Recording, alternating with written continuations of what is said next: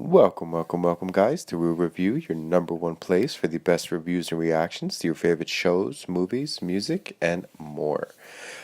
Today, we're going to be covering a wonderful film that I seen the other day called Life, starring Eddie Murphy and Martin Lawrence, released in 1999, following two gentlemen during the Prohibition era who are wrongfully accused of murder and subsequently sentenced to life, yes, life in prison. Very good movie. And obviously, first and foremost, we're going to go ahead and give our spoiler friendly review. And then I want to get kind of more into spoilers and a real breakdown of this film in particular because I really did like this film. So, spoiler friendly review. First and foremost, let's go ahead and give this thing a real review seal of approval. That's right. I may seem like I'm handing these things out left and right, but I do try to only review some solid movies on here, so we're making sure we're all getting them certified. So yes, Life is of Eddie Murphy and Martin Lawrence, two gentlemen during the Prohibition era. There's still a lot of racism. They do have to deal with racism, and that's kind of a theme throughout the film. They have to deal with injustice and a lot of quirky little like adventures and mishaps and all kinds of things that happen throughout the film. Although the bigger picture of the film is obviously two men spending life in jail for a crime they didn't commit, the film does a very good job of maintaining positivity and almost family friendly concepts throughout the film.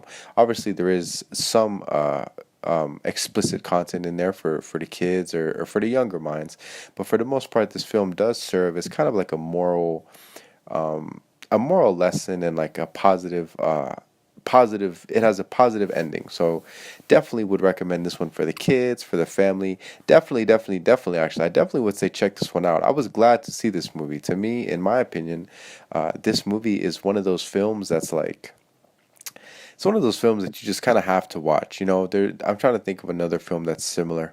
I don't want to say like Armageddon. I know that's kind of a weird example. Let me think of like a perfect analogy for one of these films that it's just very good if you watch it. I really can't think of one at the top of my head. I mean, there's so many. I mean, there's Good Will Hunting, there's Armageddon, there's Terminator like 1 and 2.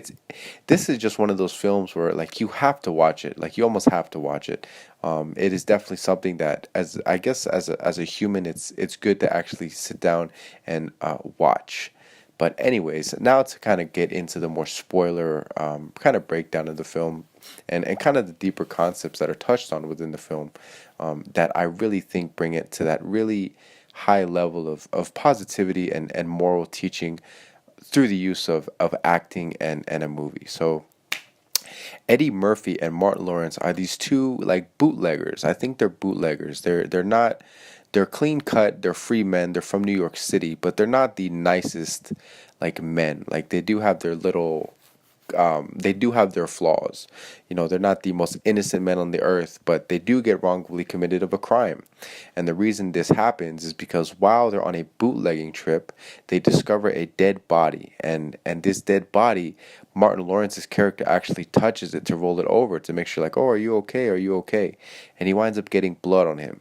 And almost immediately after that, the police show up, or if not the police, at least patriotic citizens show up and they arrest them. And these two black men in the South obviously are immediately incarcerated for life.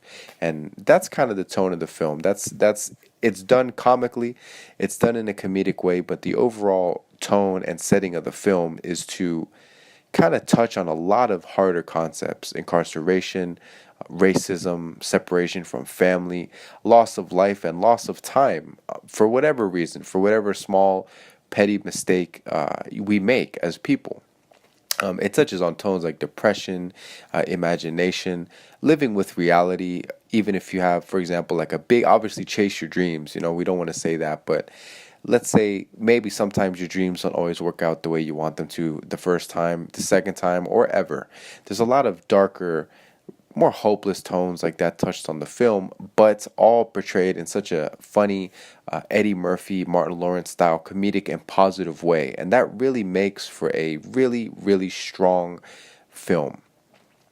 There is another scene in particular that's very, very, very good. As soon as Eddie Murphy and Martin Lawrence get to the camp, the other prisoners try to shake them down for some cornbread. There's a lunch scene, and the prisoners try to shake them down for some cornbread.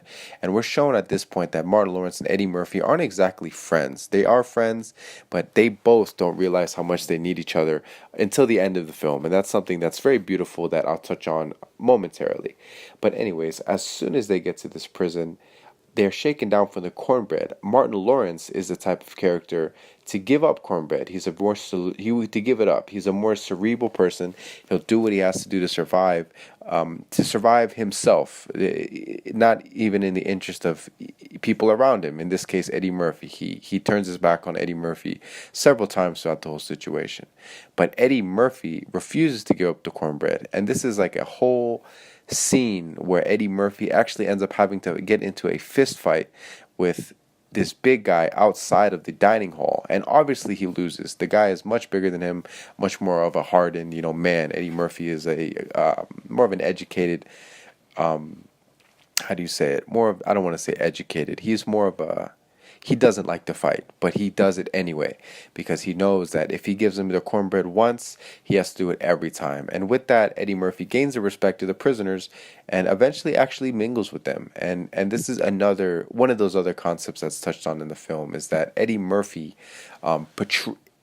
he isn't what he wants to be on the outside. So once they actually get into the prison, he's able to kind of create a life and a sense of status for himself amongst the other inmates, even going so far to one scene as to actually opening a restaurant in his imagination, in his mind. He always had an ambition to open a bar or a lounge in reality, but was never able to do so, but is able to do so in an imaginary, fun way with the other prisoners as they're telling each other stories. That's a very beautiful scene.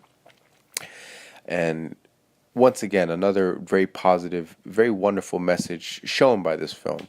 I don't want to get into it too terribly much because I do suggest that this is a film that you watch on your own time.